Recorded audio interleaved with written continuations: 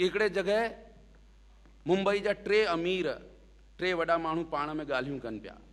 वॾा माण्हू जॾहिं ॻाल्हियूं कंदा आहिनि त मोस्टली पंहिंजे बाथरूम जी ॻाल्हियूं कंदा आहिनि। हिकिड़े चई, शर्मा जी मुंहिंजो बाथरूम अची करे ॾिसो, 30 लख रुपया लॻाए छॾिया आहिनि, पूरो इटैलियन मार्बल लॻल आहे। त शर्मा जी कई, भाटिया जी मुंहिंजो बाथरूम अची करे ॾिसो, 50 लख रुपया लॻाया आहिनि, सॼो कमु कंप्यूटराइज़्ड आहे, तव्हांखे एंट्री मारे सिर्फ़ु विहण जी देरि आहे, बाक़ी सॼो कमु कंप्यूटर ई कंदो आहे। तव्हां घिरंदा आहियो त तव्हांजो वेट कंप्यूटर ते ईंदो आहे, तव्हां जॾहिं निकिरंदव तॾहिं तव्हांजो वेट कंप्यूटर ते ईंदो, हुन वेट में हिन वेट खे घटाए छॾियो त तव्हांजो योगदान निकिरी ईंदो। त टे चई, शर्मा जी मुंहिंजे में त 70 लाख रुपया लॻी विया बाथरूम में, नंढो जिम ठाहे रखियो आहे, 20 उठक बैठक हिते हणो, 21 हिते हणो, मामलो खलास। एतिरे में ध्यानु आयो कि किसान बीठो आहे हिकिड़ो, फाटल लटा पाए। चई, तुंहिंजो छा अथई? त हुन ॾाढी विनम्रता सां जवाबु ॾिनो कि बाबूजी, मां जंहिं खेत में सुबुह जो 5 वॻे लोटो खणी वेंदो आहियां, उहो खेत आमिर खान 7 करोड़ रुपए में ख़रीदियो आहे।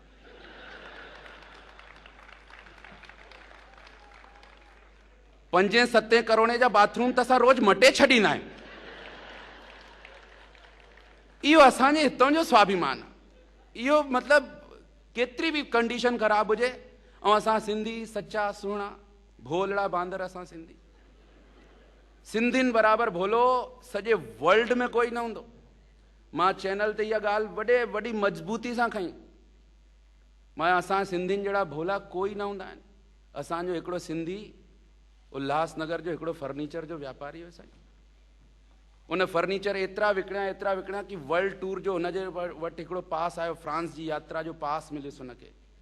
हो साईं असांजो सिंधी फर्नीचर जो वापारी फ्रांस जी यात्रा में वियो, एयरपोर्ट ते लथो त हिकिड़ी सुहिणी फ्रांसीसी छोकिरी हुन वटि आयसि, असांजे सिंधी भाउ जे मथां मोहित थी वई, उनजो हथु पकड़ई, असांजो सिंधी भाउ हुन सां गॾु वियो।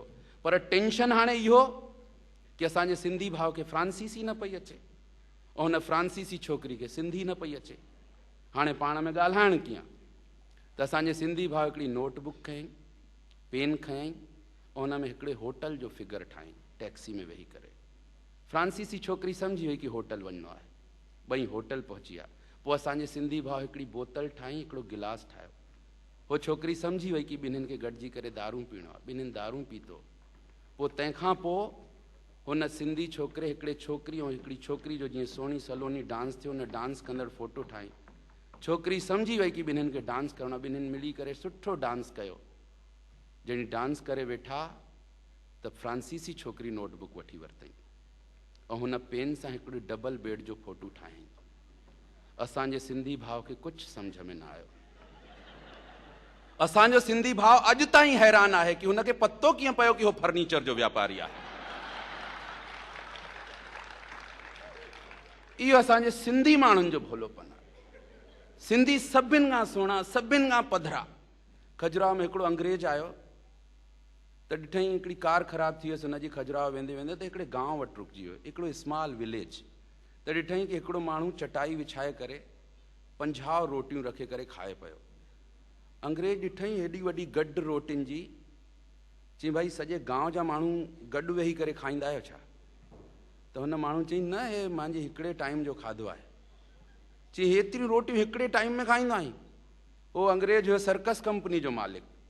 चई, यार अगरि हे हली वञे असांजे इंग्लैंड त हे हिकिड़ो आइटम थी पवंदो भैंसा। असांजा अंग्रेज त 2 डबल रोटी में ई पेट भरिजी वेंदो आहे। हुनखे चई, भाई सर्कस कंपनी में हलंदे? चई, भाई पैसा मिलंदा छो न हलंदुमि। उहो वठी वियो सर्कस कंपनी में, बोर्ड लॻाए छॾियऊं, हिकिड़े टाइम में 40 रोटियूं खाइण वारो माण्हू ॾिसो। भारी भीड़ आयसि शो में। 12 खां 3 वारे शो में हुन 40 रोटियूं खाधई। 3 खां 6 वारे शो में हुन 40 रोटियूं खाधई। 6 खां 9 वारो शो चालू थियण वारो हो त ॻोल्हे न लभियो। चई, वियो काॾे? अधु कलाक खां पोइ ॾिठऊं त हिकिड़े टेंट जे हेठों वेठो हुयो। चई, हल भाई तुंहिंजे शो जो टाइम थी वियो। त उहो नाराज़ थी वियो।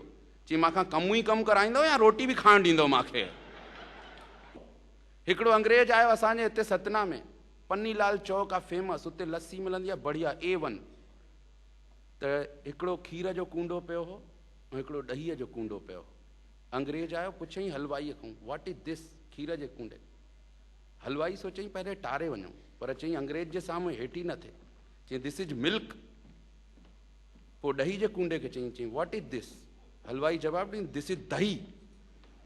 हुन अंग्रेज उंगली ॿोड़ियईं, थोरो सो चखई, ॾही ॾाढी सुठी लॻसि। हुन सोचई इंग्लैंड में वञी ठाहींदुमि।